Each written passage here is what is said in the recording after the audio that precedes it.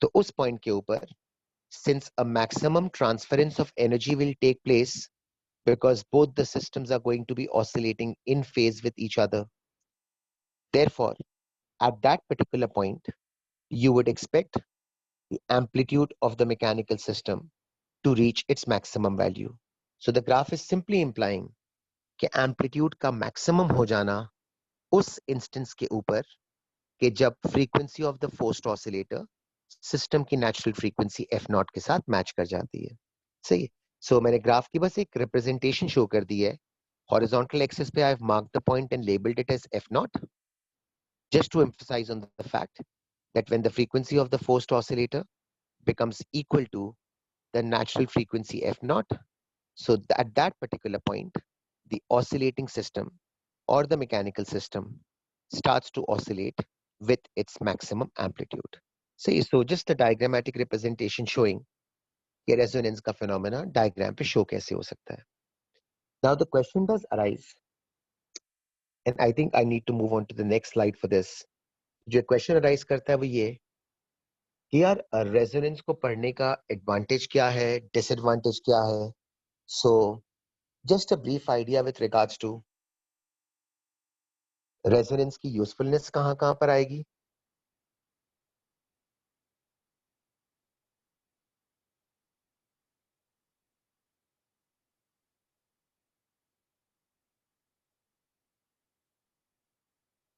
एक चीज और दूसरी चीज,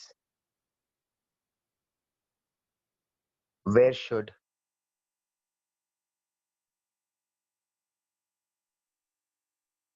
resonance be avoided. हाँ मर्जिया, मैं पीछे शिफ्ट कर जाता हूँ बेटा.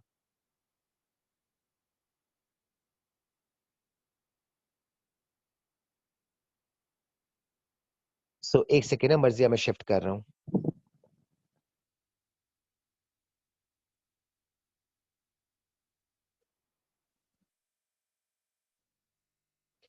If you have a 50 mark only this topic, they'd most likely cover all of this.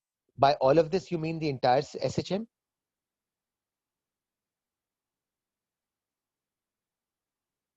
Yes, you're right. 50 में तो हर चीज पूछी जा सकती. Every formula can actually be asked once.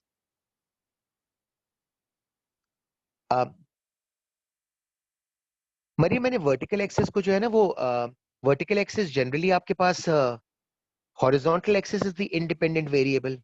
Mariam, so frequency is the independent variable, और vertical axis usually dependent variables के लिए होता है.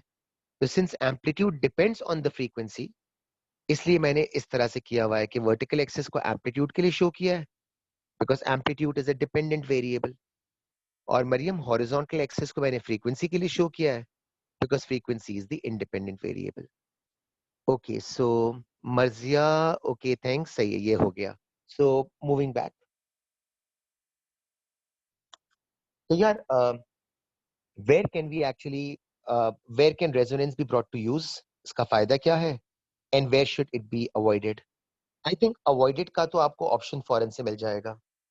और आई थिंक आप लोगों ने ये बात नोटिस की भी होगी, ऑपरा सिंगर्स आपके पास होते हैं,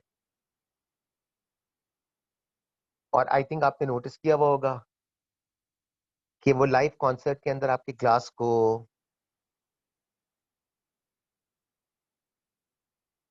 ब्रेक करते हैं.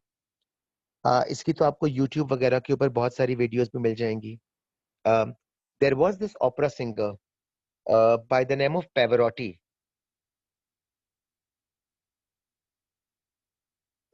मैंने इसकी स्पेलिंग तो आई थिंक सही नहीं लिखी है. It's an Italian name, so I don't quite know the actual spelling.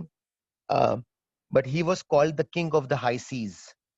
So he was able to generate the vocal cords को use करके वो आपके C note को इतने proper तरीके से utter करता था. Hence the term king of the high C's. कि he was able to generate that constant high pitch sound जो आपके C note के अंदर generate होता है. तो उसने ये 1970s में एक कॉन्सर्ट किया था, लाइव कॉन्सर्ट के अंदर. He took a glass, champagne glasses जो होते हैं, and using his vocal cords he was somehow able to produce a sound whose frequency matched with the natural frequency of the glass molecules.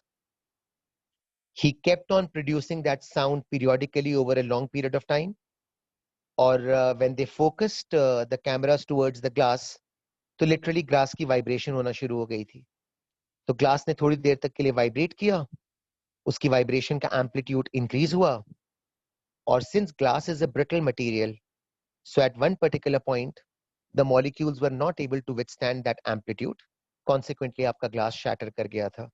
So this was the first time कि जहाँ पर इन्होंने live concert के अंदर brittle material के break होने का phenomena related to the idea of resonance के साथ correlate किया था. और आई थिंक ये एक मिथ बस्टर्स के नाम से प्रोग्राम आता था, शायद आप लोगों ने देखा हुआ होगा. आई डोंट क्वाइट रिमेम्बर कि कौन से सीजन में, but in one of the seasons they tried this out. उनके पास कोई ओपेरा सिंगर तो नहीं था, so what they did was they used those large sized speakers, और स्पीकर्स से उन्होंने साउंड को जनरेट किया था. एंड ट्रायल एंड एरर कर करके they were able to come up with that frequency of sound, जिसकी फ्रीक्वेंसी ग्लास की नेचुरल फंडामेंटल फ्रीक्वेंसी के साथ मैच होने की सूरत में ग्लास को शैटर होने वाला फिनोमेना उन्होंने मिथबस्टर्स पे भी करके दिखाया था. रोहेल ने लिखा हुआ है, so in case of brittle materials resonance should be avoided. Yes, in general terms, in case of brittle materials resonance should be avoided. हमारे एक सिंगर हुआ करते थे, ऑफ टॉपिक बात है लेकिन अचानक मुझे याद आ गई, because Rohil said so in case of brittle materials resonance should be avoided. He was a ghazal singer. पता नहीं आपने नाम सुना होगा या नहीं, गुलाम अली. So उन्होंने इंडिया में ये कहा था, although कोई लाइव ऑडियंस तो नहीं थी, तो there was no validation तो नहीं थी, but he said कि यार मैंने इतना अच्छा गाना गाया था कि मैंने पूरा दरवाजा तोड़ दिया. So और मैं हकीकत बता रहा हूँ, मजाक नहीं कर रहा. बट जाहिर है, कमिंग बैक टू रोहेल स्टेटमेंट कि हाँ ब्रिटल मटेरियल्स के अंदर तो ब्रेक होने का चांस बनता है, लेकिन ब्रिटल मटेरियल्स के अंदर तो सॉरी मतलब ब्रेक होने का चांस बनता है, बट जिस तरह ग्लास तो ब्रेक हो जाएगा, लेकिन शायद दरवाजे वगैरह का काम थोड़ा सा मुश्किल हो जाएगा. यार फंडामेंटल फ्रीक्वेंसी हर चीज की होगी. रोहेल ने लिखा है अगर दरवाजा स्टेशनरी होगा तो उसकी फंडामेंटल फ्रीक्वेंसी नहीं होगी. नहीं रोहेल, दरवाजे की फंडामेंटल फ्रीक्वेंसी होगी, बिकॉज तुम्हें दरवाजा तो स्टेशनरी नजर आ रहा है, लेकिन दरवाजा मॉलिक्यूलर लेवल के ऊपर तो स्टेशनरी नहीं है ना बेटा, because molecules which are used in the making of the door, वो तो आपके बेटा कंटिन्यूअसली ऑसिलेट कर रहे होते हैं ना. सो वैसे वो दरवाजा स्टेशनरी लग रहा होता है, बट मॉलिक्यूलर लेवल पे तो वो स्टेशनरी नहीं होता. अच्छा, then Reha said is opera singers a point for where resonance should be. हाँ, for a particular material opera singers की एक यूनिक फ्रीक्वेंसी होती है जो आपके ग्लास को शैटर करेगी. So that unique frequency should be avoided, you know, ताकि आपके ग्लास वगैरह या कोई भी ब्रिटल मटेरियल ब्रेक ना करे.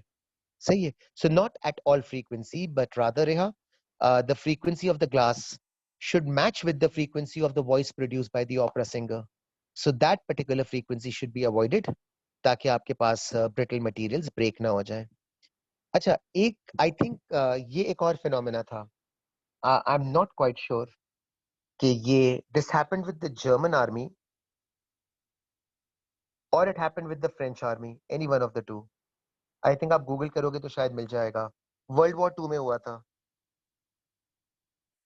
कि द जर्मन और the French army, whichever that was, वो एक सस्पेंशन ब्रिज के ऊपर मार्च कर रहे थे, and they did not realise कि उनकी मार्चिंग अफेक्ट से एक साउंड जनरेट हो रहा था, and coincidentally without them realising वो जो साउंड प्रोड्यूस हो रहा था, कोइंसिडेंटली वो साउंड सस्पेंशन ब्रिज के अपनी फंडामेंटल फ्रीक्वेंसी के साथ मैच हो गया.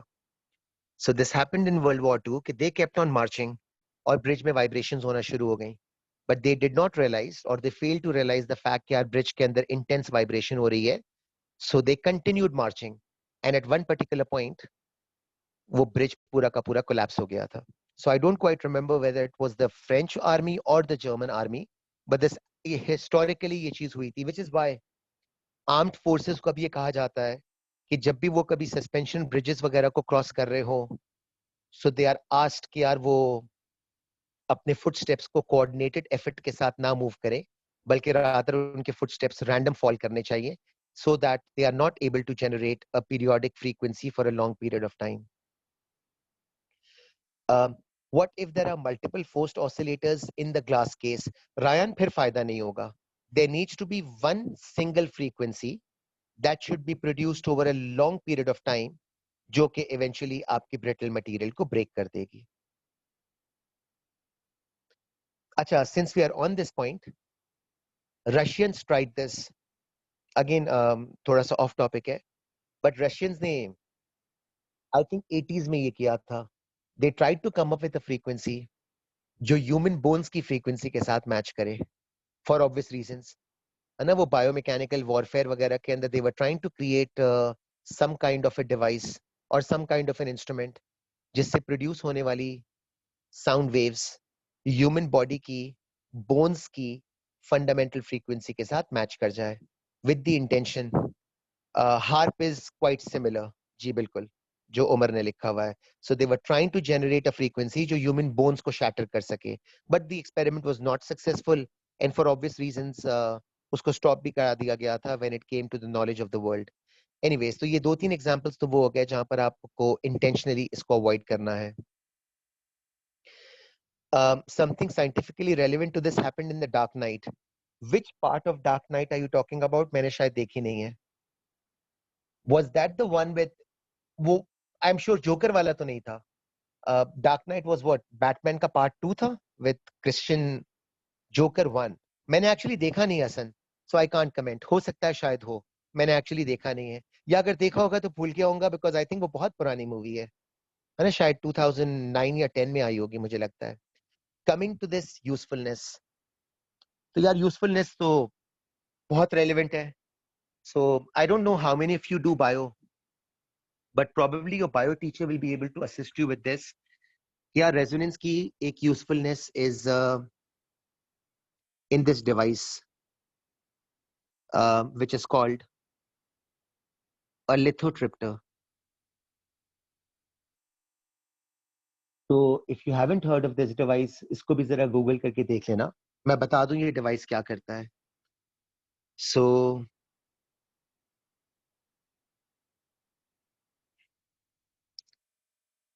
लिख देता हूँ. यार usefulness भी पूछते हैं, तो एक एक एग्जाम्पल लर्न कर लेना. So this device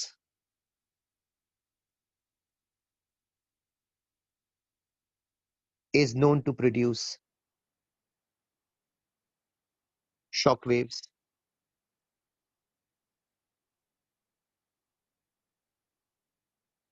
of a specific frequency. Doctors direct these shock waves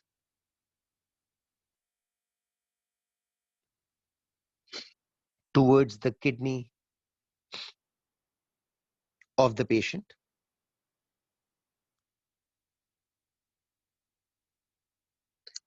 with the intention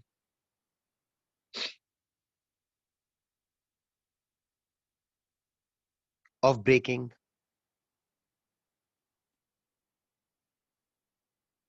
kidney stones.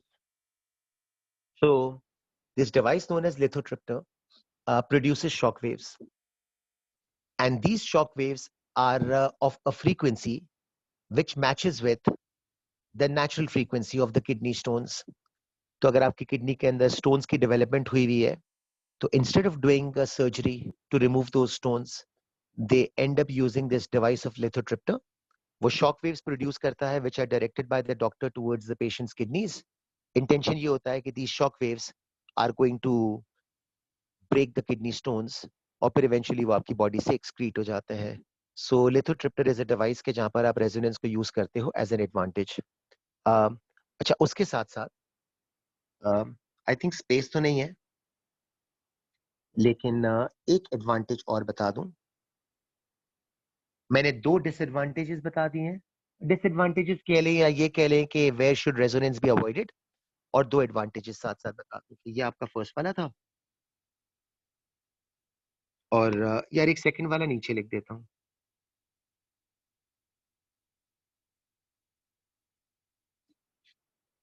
थोड़ी सी राइटिंग खराब हो रही है, सॉरी, बट मैनेज कर लीजिएगा। तो सेकंड वाला is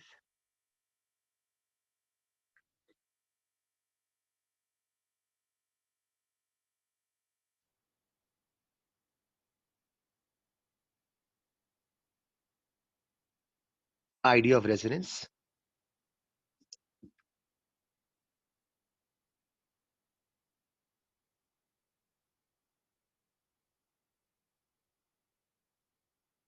is useful in microwaves. तो माइक्रोवेव्स के अंदर माइक्रोवेव अवन बेसिकली अब रेफरिंग टू, उसके अंदर रेजोनेंस को कैसे यूज करते हैं, तो उसका भी देख लीजिएगा यार।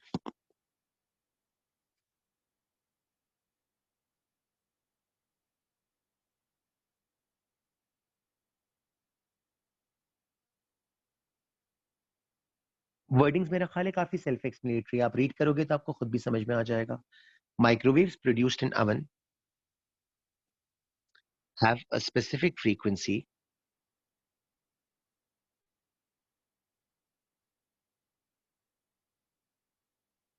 which matches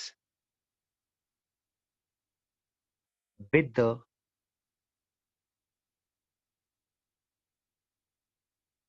natural frequency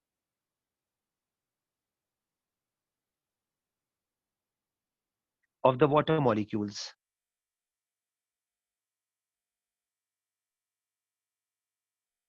present in the food. Hence, when microwaves are directed towards food particles,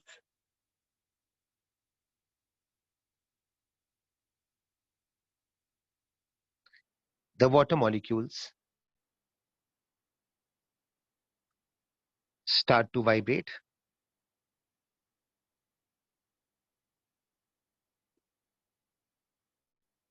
producing heat energy.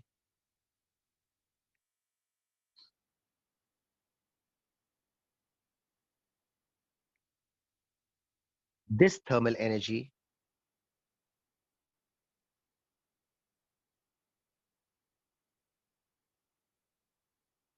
is used to cook food slash or to warm food. ठीक है, सो माइक्रोवेव्स के अंदर भी आप यूज करते हो। So the microwaves used in oven have a specific frequency which matches with the natural frequency of the water molecules present inside the food. Hence, when microwaves are directed towards the food particles, the water molecules start to vibrate, producing heat energy.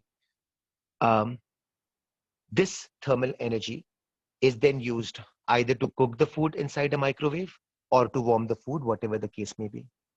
और जो एक final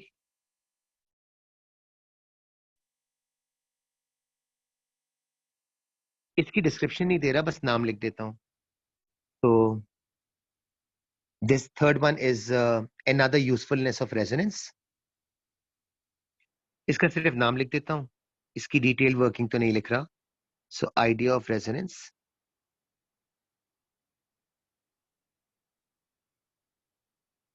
is useful in MRI, which stands for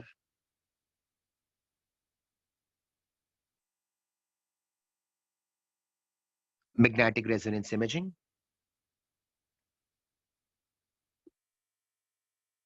The MRI scans are used to obtain internal body images.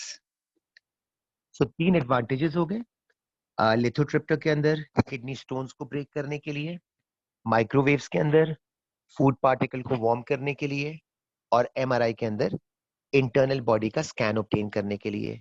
And two places where resonance should be avoided, उसके अंदर पहला वाला था किसी भी जगह ब्रिटल मटेरियल के ब्रेक होने का चांस बन सकता है, सो उस जगह पर अवॉइड करना चाहिए। Generating frequency which matches with the fundamental frequency. और मैंने सेकंड वाला जो बताया था, दैट इज सस्पेंशन ब्रिज वगैरह के केसेस के अंदर, जो आर्मी वगैरह का एग्जांपल दिया हुआ था। ठीक है गाइस, इसमें बस एक फाइनल चीज रह गई है, वो करा के कंक्लूड कर लूं। Give me another couple of minutes. एक लास्ट चीज ये रह गई है कि I am going back to the previous slide.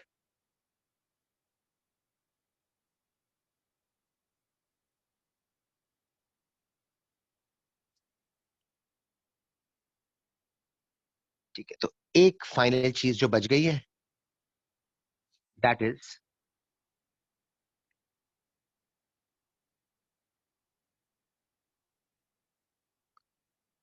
थोड़ा सा डार्क करके लिख रहा हूं बिकॉज ग्राफ के साथ रिलेटेड क्वेश्चन है।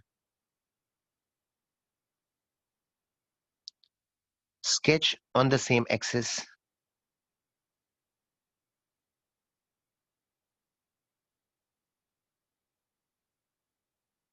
a new graph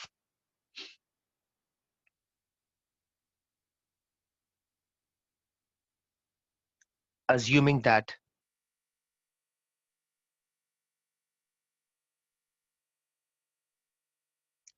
the system is now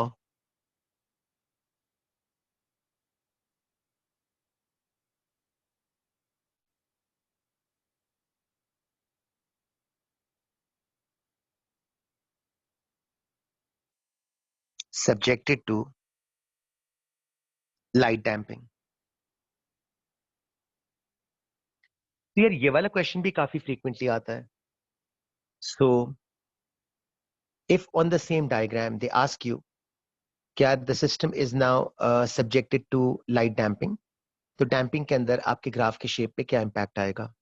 तो I am sure you would all agree कि डैम्पिंग की वजह से you should not expect that child on the swing to reach the same amplitude as before, है ना। तो जरा please देखिएगा that child on the swing in case of damped oscillations.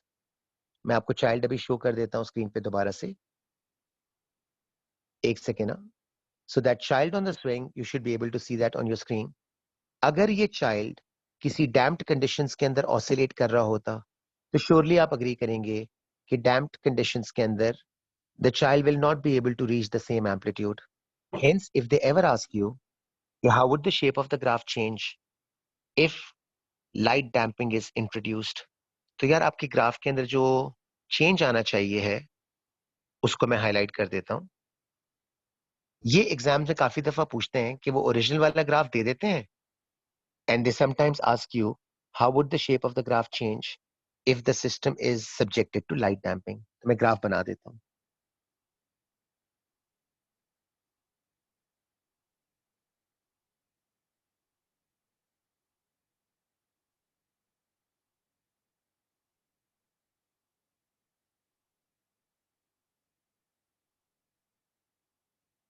I just needed some space on the axis, तो hence मैंने वो थोड़ा सा इरेज करके बना दिया था। The spread of the graph will decrease, wording is right. So यार the spread of the graph will decrease basically मतलब ये है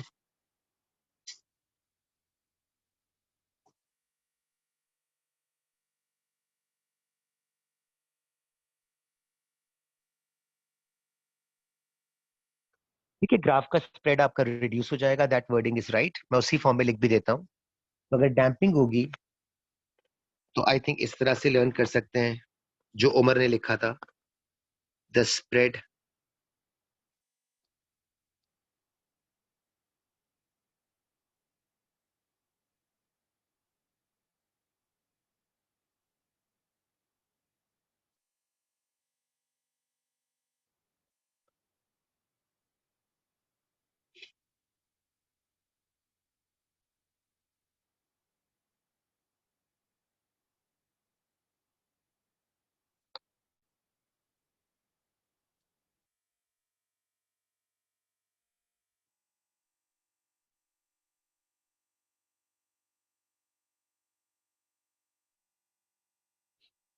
ये सारी वर्डिंग सही है।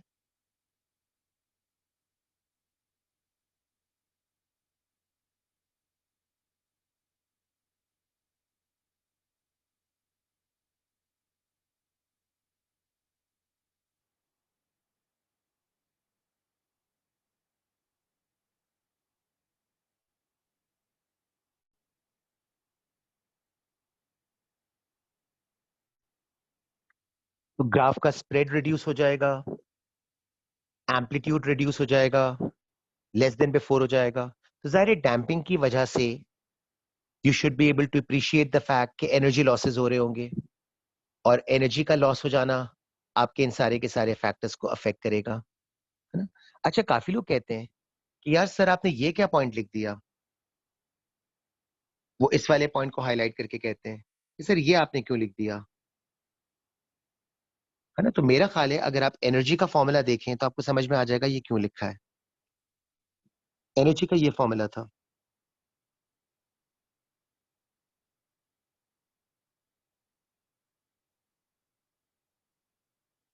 अगर आप इस फॉर्मूले के साथ कंपेयर करें ना मेरे स्टेटमेंट्स, तो आई थिंक आप अग्री करेंगे मेरे सारे के सारे स्टेटमेंट्स परफेक्टली वैलिडेट हो जाएंगे।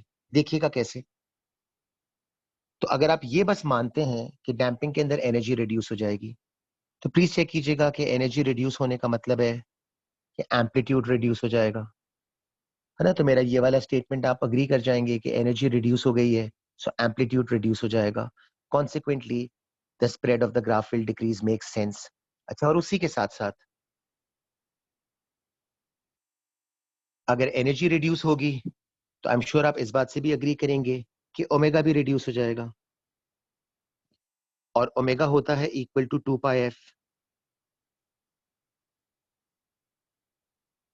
तो it is as good as saying कि एनर्जी रिड्यूस करेगी तो ओमेगा रिड्यूस करेगा, and since omega is 2 pi F, तो आप ये भी कह सकते हैं कि एनर्जी रिड्यूस करेगी तो फ्रीक्वेंसी रिड्यूस कर जाएगी, है ना। तो इसीलिए मैंने लिखा था F not shifts slightly, implying the fact कि फ्रीक्वेंसी आपके पास शिफ्ट कर जाएगी, चेंज कर जाएगी, रिड्यूस कर जाएगी, जो भी आपको कहना हो, है ना। सो अगर एनर्जी रिड्यूस करेगी तो आपका एम्पलीट्यूड रिड्यूस करेगा, कॉन्सिक्वेंटली ग्राफ का स्प्रेड कम हो जाएगा, और साथ साथ में एनर्जी रिड्यूस करेगी तो ओमेगा आपका चेंज करेगा, on the basis of which मैंने लिखा है कि फ्रीक्वेंसी की वैल्यू भी शिफ्ट हो जाएगी। तो ग्राफ का शेप याद रख लीजिएगा। ग्राफ की शेप की बेसिस पे if they ask you to write down क्या चेंजेस आए हैं, तो ये पॉइंटर्स याद रख लीजिएगा। और मैं ग्राफ की लेबलिंग करके फिर आज वाली क्लास को कंक्लूड करता हूँ। तो जो रेड वाला ग्राफ है, दिस इज द ग्राफ, ऐसे लिख लेता हूँ, फिर क्लास ओवर करता हूँ। इफ डैम्पिंग इज इंट्रोड्यूस्ड, ठीक है। तो आज वाली क्लास के अंदर हम लोगों ने टाइप्स ऑफ ऑसिलेशंस किया था, उनके ग्राफ्स भी किए, उनकी प्रॉपर्टीज वगैरह भी करी थी। उसके बाद हमने रेजोनेंस की डिस्कशन करी थी, उसकी डेफिनेशन देख ली, उसकी ग्राफिकल रिप्रेजेंटेशन आपको नजर आ रही है। ग्राफ पे क्या फर्क पड़ेगा इफ डैम्पिंग इज इंट्रोड्यूस्ड, वो डिस्कस कर लिया, उसकी वर्डिंग्स को देख लिया, और साथ में ये भी डिस्कस कर लिया कि कौन से सर्कमस्टांसेस के अंदर resonance is considered to be useful versus कौन से सर्कमस्टांसेस के अंदर रेजोनेंस शुड बी अवॉइडेड। जी, सो यार we are done with this topic. सो आज ये टॉपिक पूरा कंप्लीट हो गया। ठीक है guys, so I am concluding. जी रेहा। हाँ रेहा, आप लिख लो।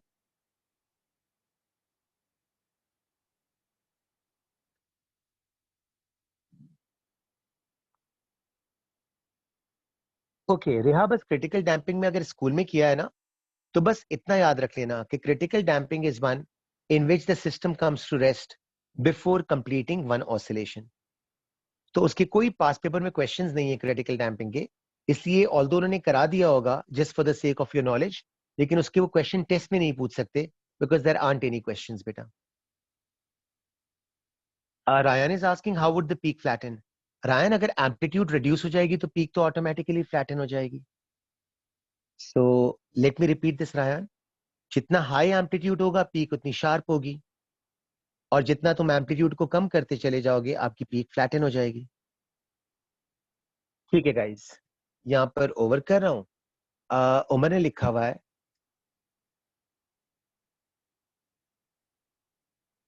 if you are too slow, Umar मुझे समझ नहीं आया, if you were to slow the swing instead, what again यार, as long as the swing is in air, so it will still fall in the category of light damping because air constitutes light damping.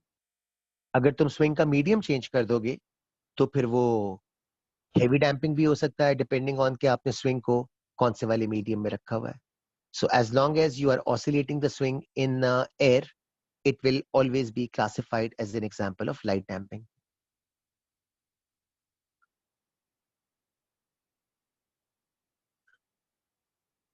बेटा damping refers to medium. तो hand का तो उससे कोई ताल्लुक ही नहीं है ना. Hand was the forced oscillator. तुम दो wordings